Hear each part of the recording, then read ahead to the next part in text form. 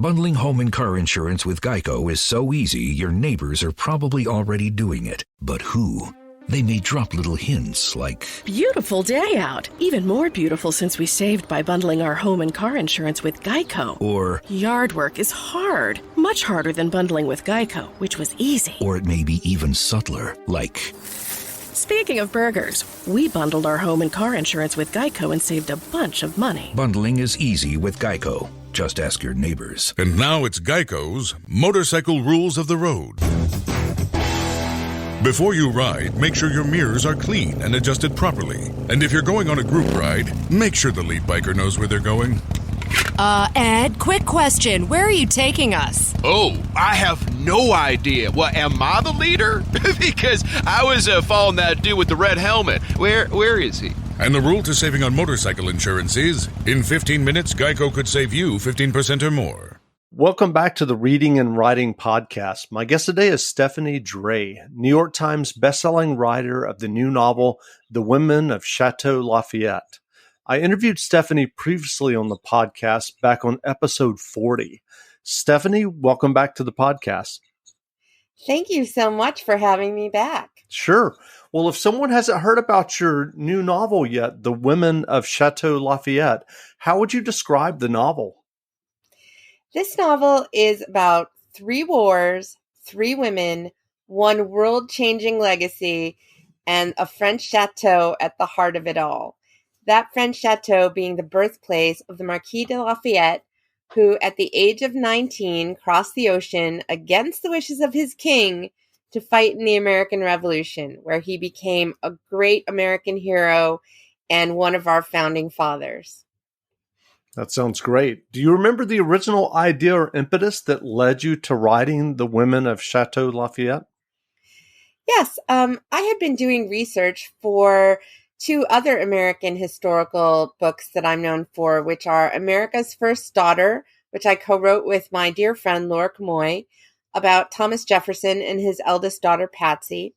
And we also wrote a book called My Dear Hamilton, which is about Eliza Schuyler Hamilton, the wife of Alexander Hamilton, our first Secretary of the Treasury and current Broadway star. And I remember while writing these books, we were both surprised at the important role that the Marquis de Lafayette played in the lives of both of these women. For Patsy Jefferson, he actually saved her when she was a young girl.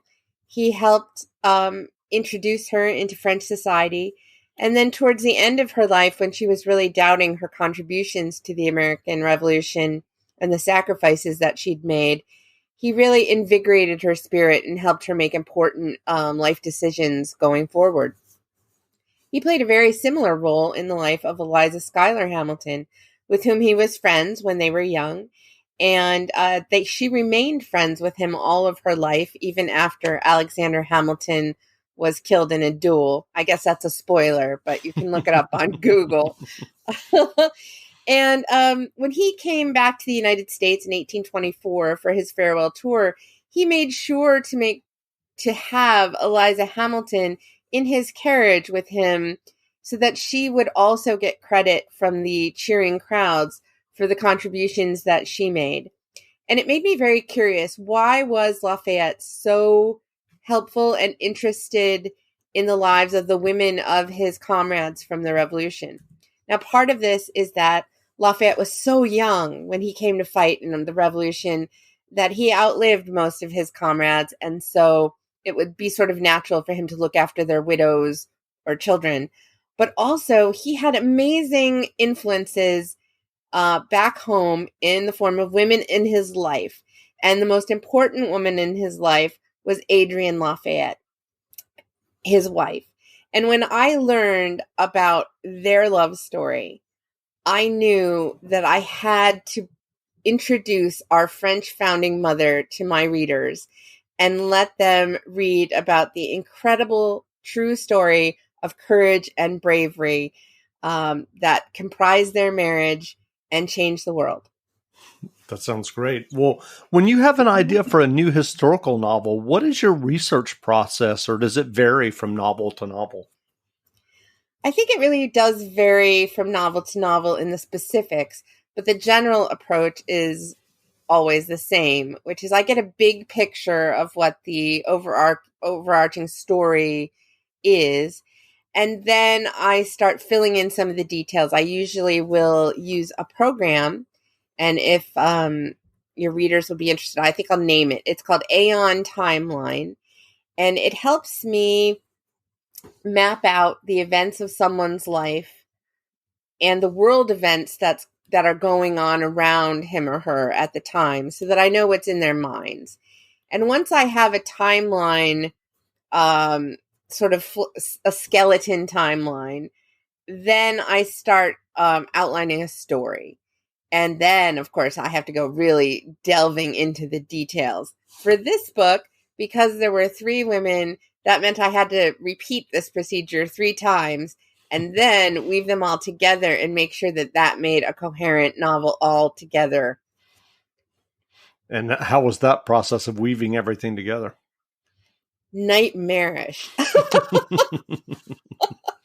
I'm going to be honest. I wrote each of the stories separately, just sort of having faith that I'd be able to weave them together and alternate their points of view. What I didn't realize is that if you do it just in terms of like, okay, well, this chapter is about 4,000 words, and now I'm going to break it here and go to the next point of view, and that'll be another chapter of about 4,000 words. The difficulty is that each character in the story should really be reaching the same point of the story at the same time. For example, each of the heroines should sort of reach their darkest moment around the same time. Because if you don't do it that way, then you'll have one chapter where someone is grieving a bitter loss, and then the reader flips to the next chapter and there's a party at Versailles and the mood is just ruined, and you can't have a reader invest emotionally in the story if you're constantly tugging them back and forth that way.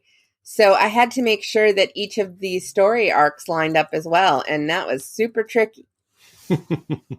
Well, when do you usually start thinking about your next book? Are you thinking about it as you're finishing up the writing of your previous novel, or do you sometimes sit down to literally a blank page when it's time to start working on a new book? I think for me, it's always that I'm writing one book, researching another, and promoting a third. So it's always going on at the same time. I always have ideas, and they get fleshed out when the muse is bored of whatever I'm writing now. This usually happens to me when I'm at a really difficult part in a novel that's actually due. And that's when I have the greatest idea for a brand new book, because, of course, I should not be working on it. Well, what was your writing journey your original writing journey that led you to writing and getting your first novel published? Well, and I might have told you this before, but it's a good enough story that I'll share it again. Yes, absolutely. I credit my writing career to my grandmother. She liked to go to garage sales, and she would always pick up antiques and resell them. And so she would cart me and my cousins and my sister around in the back seat of her Ford Fairlane. It was lime green. I remember it to this day. And she would tell me that because I was the oldest, I would be in trouble if any of the kids got out of the car. And so, and of course, now she'd be arrested for this today, leaving kids in the back of a hot car in the summer. But those were different times. So in order to keep my sister and my cousins in the car, I came up with a plan where I would start telling them stories like Scheherazade. And it made me learn how to have cliffhangers when they were getting really rambunctious. So that skill served me well. And later in life, I became a lawyer for about 10 minutes. But I really always wanted to write. And so I would say that my first impetus towards storytelling was born of pure necessity as a child. Well, what prompted you to sit down and, where you were working as a lawyer, what prompted you to sit down and start working on that first novel? Do you remember? I guess I knew that I did not like what I was doing. And I knew that I'd always had this sort of childhood dream of telling stories professionally, because I actually wrote my first novel when I was 16. It is super bad and it will never see the light of day. But it was great practice to actually write something and finish something, and even pitching it to publishers who very wisely did not publish it. And so I think I just had that dream in the back of my mind that whole time. And I was fortunate enough to be able to quit being a lawyer and say, all right, well, I'm going to make a go of it.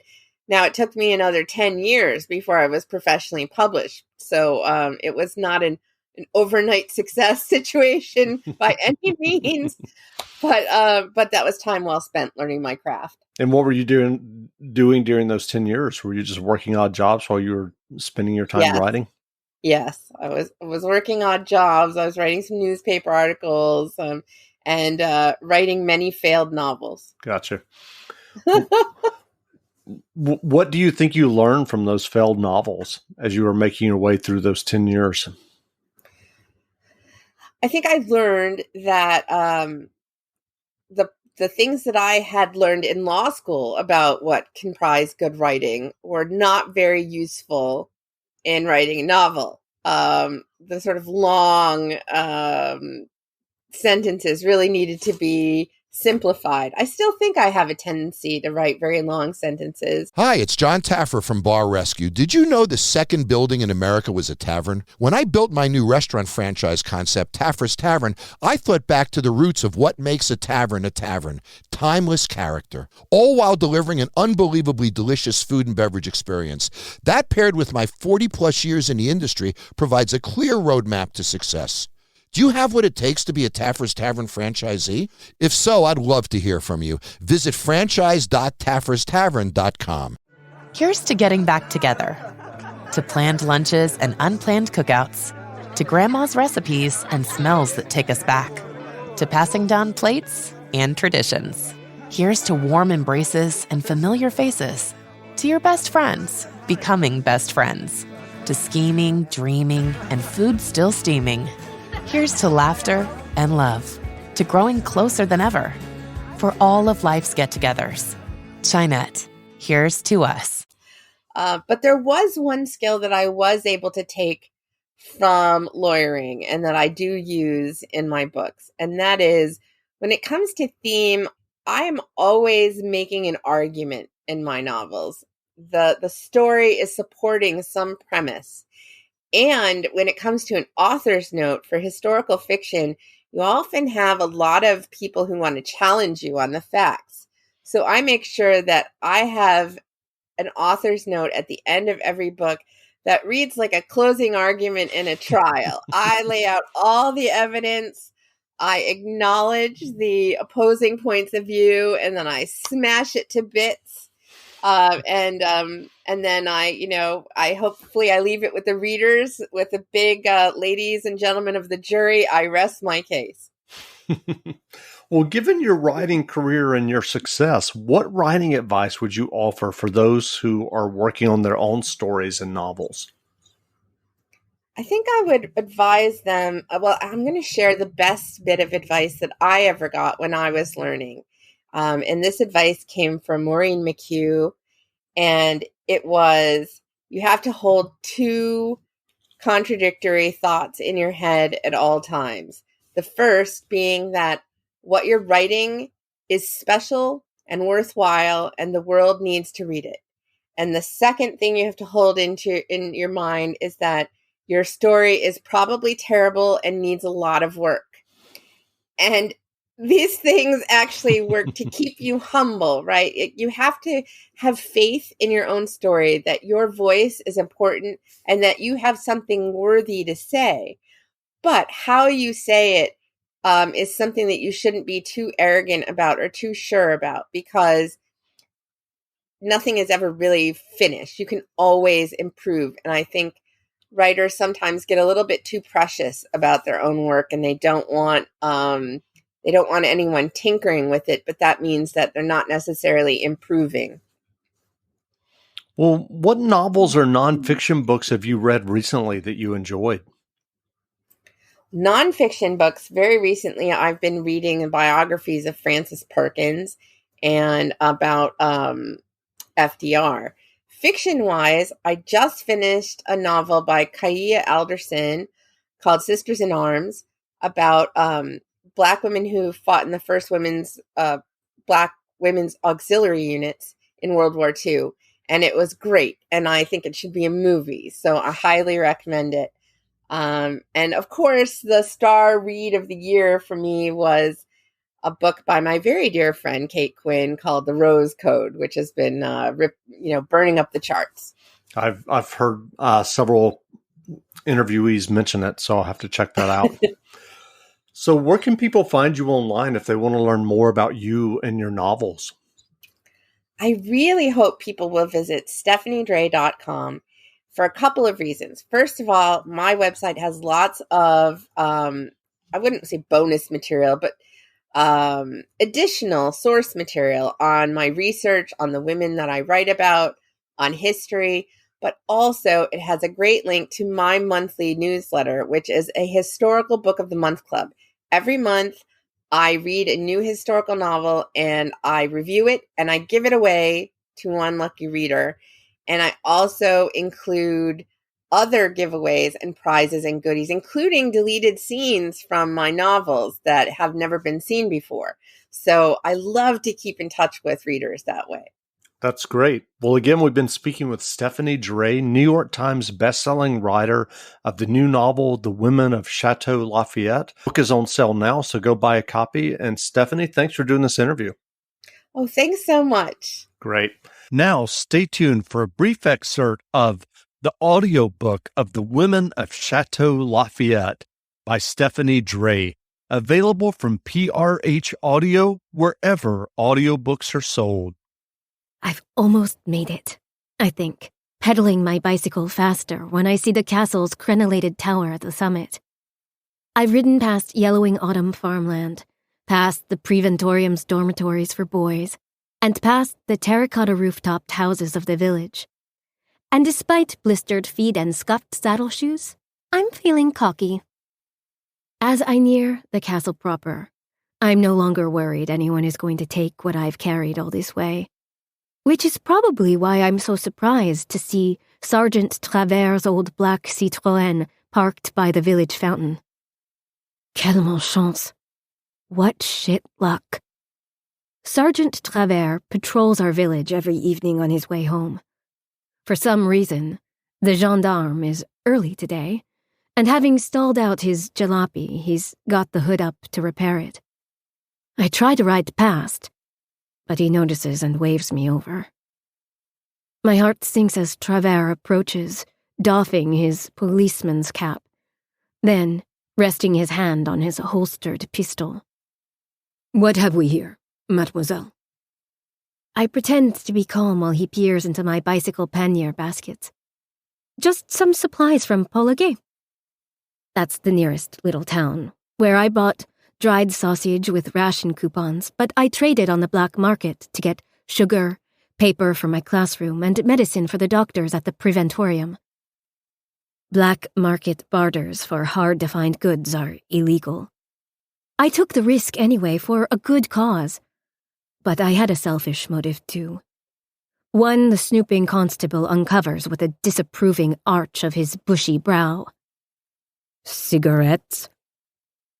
According to our new leader, Marshal Pétain, French women who smoke, not to mention foreigners and unpatriotic school teachers, are to blame for France's defeat. Personally, I think it had more to do with Hitler. Maybe it even had to do with military leaders like Pétain who believed in fairy tales like the stupid Maginot Line to keep us safe. I can't say something like that, though. I shouldn't even think something like that about the Marshal, the man who saved France in the last war, and as everyone says, the only man who can save us now. But merde, what smug idiots got us into this war.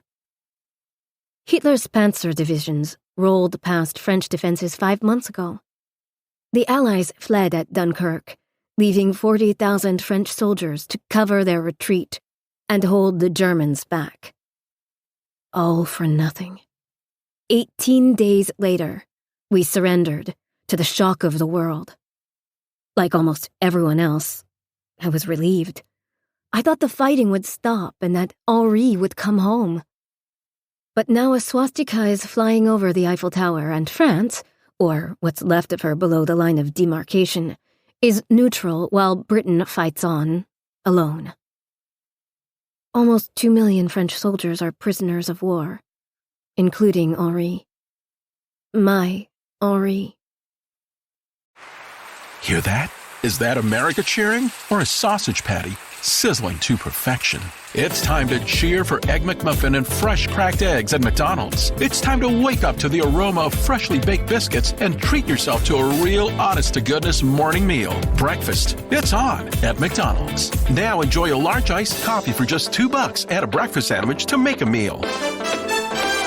Prices and participation may vary. Cannot be combined with any other offer or combo meal.